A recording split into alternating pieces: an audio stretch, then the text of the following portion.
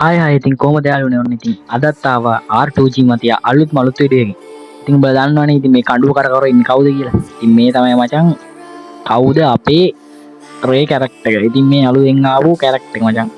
ගොඩක් ඇවුන් දන්නේ නැහැ මේකේ තියෙන ස්කිල් එකේ තියෙන වැදගත්කමයි මේකෙන් තව කැරක්ටර් කොම්බිනේෂන්.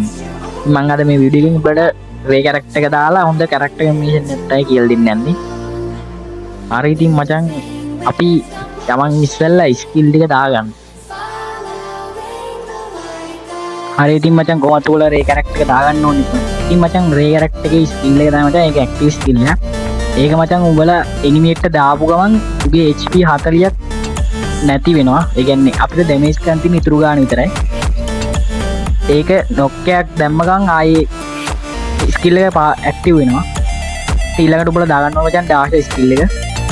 ඒක තමයි අර මූවමන්ට් ස්කිල් ඩක් දාපු ගමන් මූවමන්ට් ස්පීඩ් එකයි ෆයර් රේට් එක වැඩි වෙන එක. ඊට පස්සේ ඔයගොල්ලෝ දාගන්න ඕනේ ජොටා ස්කිල් එක. ඊළඟට ජොටා ස්කිල් එකෙන් එන්නේ උඹලා ඉලක් දාපු ගමන් ඒකිනුත් HP හම්බ වෙනවා. ඊට පස්සේ බං උඹලා දාගන්න ඕනේ නිකිටා. මචං නිකිටාගෙන් එන්නේ උඹලා රීලෝඩ් ස්පීඩ් එක වැඩි වෙනවා. රීලෝඩ් ස්පීඩ් එක වැඩි වෙනවා වගේම තව එනිමියට ඔයා ඩැමේජ් කරන් පස්සේ එනිමියට මෙඩි ගහද්දි උගේ ස්පීඩ් එක අඩු වෙනවා. ඉතින් මචං මම නම් පෙට් ස්කිල් ගැනත් හිතනවා. ඉතින් මම නම් මේ පෙට් ස්කිල් තමයි ඔයාලට රෙකමන්ඩ් කරන්නේ. ඉතින් මචං මුගෙන් වෙන්නේ උඹලා ඉලක් දැම්ම ගමන් HP 10ක් වැඩි වෙනවා. ඉතින් මුගේ නම ඩිටෙක්ටිව් පැන්ඩා කියලා ඇත්තේ. හරි ඉතින් මචං අපි මේක දාගෙන ප්ලේ එකක් දීලා බලමු.